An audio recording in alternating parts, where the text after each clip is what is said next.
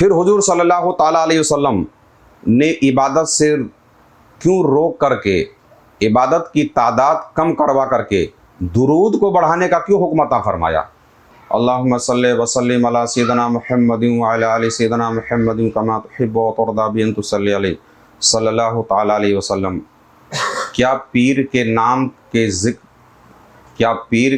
کا ذکر بھی کچھ فائدہ دے سکتا ہے؟ بہت سارے لوگوں کا سوال ہوتا ہے کہ کیا پیر کا جو اسم ہے اس میں پیر کے ذکر سے کچھ فائدہ ہو سکتا ہے؟ آج انشاءاللہ تبارک و تعالی اس موضوع پر ہم گفتگو کریں گے۔ اس میں پیر یعنی پیر کے نام کا ذکر میں کیا فائدہ ہے؟ کیا اس میں کچھ فائدہ ہو سکتا ہے؟ ظاہر ہے کہ میں کہوں گا ہاں، بہت سارے اولیاء کرام کے اقوال اور احادیث کریمہ کے مفہوم سے یہ بات میں آپ کو بتانے کی کوشش کروں گا کہ کسی بھی اسم کے اندر کیا کیا فائدہ ہو سکتا ہے۔ آپ عام طریقے پہ سوچیں کہ ہر حرف اور ہر اسم اور ہر نام کے اندر کچھ نہ کچھ اثر ضرور ہوتا ہے۔ مثال کے طور پر جب ہم کسی چیز کا نام اپنی زبان سے لیتے ہیں تو ہمارے قلب، ہمارے دماغ اور ہمارے روح پر اس کا ڈائریکٹلی اثر ہوتا ہے۔ جب کسی چیز کا ہم نام لیتے ہیں تو اس کا اثر زبان پہ لینے کے بعد دماغ سے ہمارے قلب سے ہمارے روح اور روح سے پورے وجود کے اندر اس کے اثرات شروع ہو جاتے ہیں۔ جیسے کہ آپ نے گلاب کے پھول کا نام لیا، گلاب کا پھول، تو فوراً آپ کی طبیعت کے اندر گلاب کے پھول کا حسن اور اس کی خوشبو نے اس کی خوشبو کو آپ کے دماغ نے محسوس کیا، اور آپ کے دماغ نے آپ کے قلب کو بھیجا، آپ کے قلب نے اس کی فرحت، اس کی خوشی کو آپ کے روح تک پہنچایا، اور پورا وجود ایسا لگے گا کہ ابھی گلاب کے سامنے ہے اور گلاب کی خوشبو آپ کے اندر آ رہی ہے۔ صرف آپ نے نام گلاب کا لیا۔ اس کے برعکس آپ دیکھ لیجئے، جیسے کسی نے لیمبو کا نام لیا، کسی کھٹی چیز کا نام لیا، ابھی اس کے سامنے وہ ہے نہیں، صرف ایک آدمی لیمبو لیمبو لیمبو بار بار لیمبو کا اگر وہ نام لے تو بے اختیاری طور پر ہماری زبان، ہمارے منہ کے اندر پانی آ جائے گا۔ کریلے کا اگر نام لے، کسی کڑوے چیز کا، نیم کی پتی کا نام لے، کھٹی کی چیز کا نام لے تو منہ میں پانی آ جائے گا۔ کسی کڑوی چیز کا نام لے تو ہمارے دماغ کے اندر ایک کڑواہٹ کا اثر پیدا ہو جائے گا۔ سمجھ میں آ رہا ہے؟ جب یہ گھاس بھوسے پھل فروٹ کا نام ہم صرف لیویں تو ہمارے پورے وجود کے اندر اس کے اثرات پھیل جاتے ہیں۔ تو کیوں نہیں کسی ولی اللہ، کسی مرشد کامل، کسی رہبر کامل کے نام اگر ہم لیں گے تو ان کی ذات کا اثر ہماری ذات میں کیسے نہیں آئے گا؟ جب ایک لیمبو کا نام لو تو ہمارے منہ میں پانی آ جاتا ہے، گلاب کے پھول کا آپ نے نام لیا، خیال کیا تو اس کے اثرات ہمارے دماغ میں آنا شروع ہو جاتے ہیں۔ تو اگر کوئی شخص یا شیخ عبد القادر جیلانی کہتا ہے تو غوث پاک رضی اللہ تعالیٰ عنہ کے اسم پاک کا فیض کیسے نہیں اس کے دل کے اندر آئے گا؟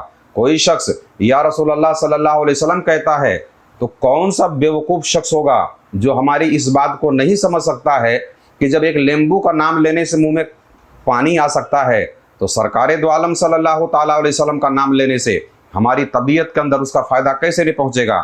یقیناً پہنچ سکتا ہے اور پہنچتا ہے۔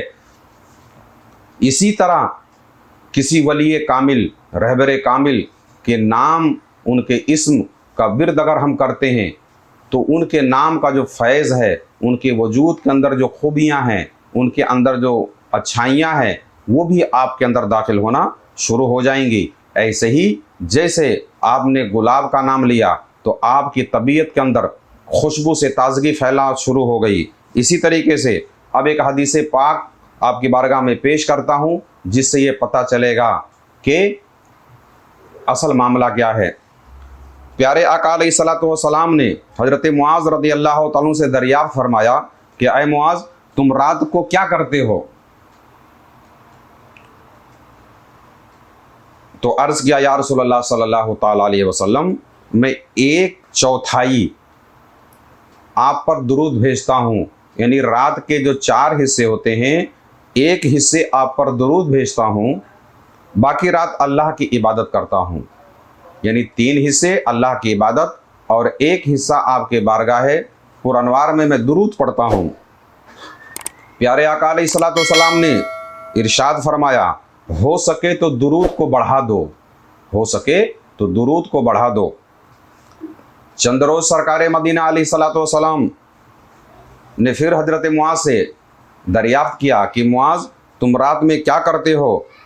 تو حضرت معاذ نے عرض کیا یا رسول اللہ صلی اللہ تعالیٰ علیہ وسلم اب ہم آدھی رات آپ کی بارگاہ پر انوار میں درود بھیجتے ہیں اور آدھی رات اللہ کی عبادت کرتے ہیں۔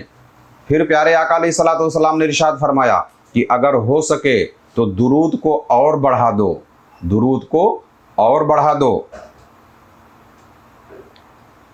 پھر کچھ دن کے بعد ملاقات ہوئی، سرکار دو عالم صلی اللہ تعالیٰ علیہ وسلم نے دریافت فرمایا کہ اب تمہارا کیا حال ہے، اب تمہارا کیا حال ہے؟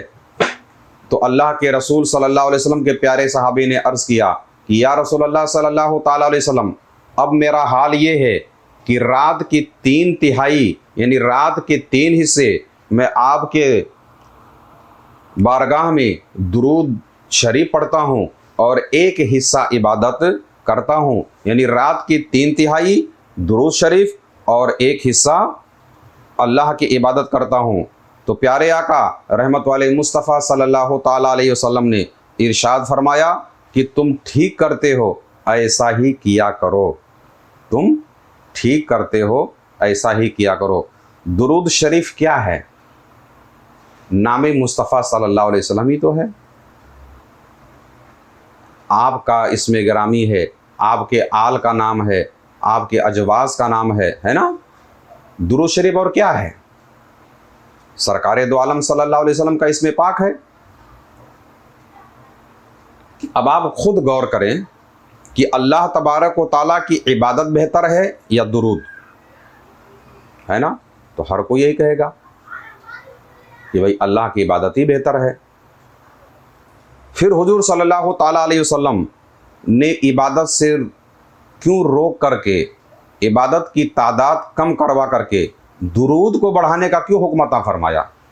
اصل راز اس میں ہے نا؟ اللہ کی عبادت آدھی رات کرتے تھے، 1/3 رات کرتے تھے، آپ نے کہا درود کو بڑھاؤ، پھر برابر برابر ہو گیا، پھر آپ نے فرمایا کہ ہو سکے تو اور بڑھاؤ، پھر آپ نے اور بڑھا دیا، تو اب 3 حصہ درود شریف کے، 1 حصہ عبادت الہی کے، پھر آپ نے فرمایا کہ تم نے ٹھیک کیا، ایسا ہی کیا کرو۔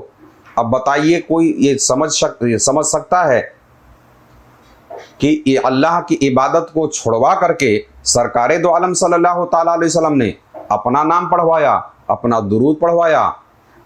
اس میں راز یہ پوشیدہ ہے کہ سرکار دو عالم صلی اللہ تعالیٰ علیہ وسلم سے بڑا دنیا میں کوئی پیر نہیں ہو سکتا، ان سے بڑا کوئی علم والا نہیں ہو سکتا، ہے نا؟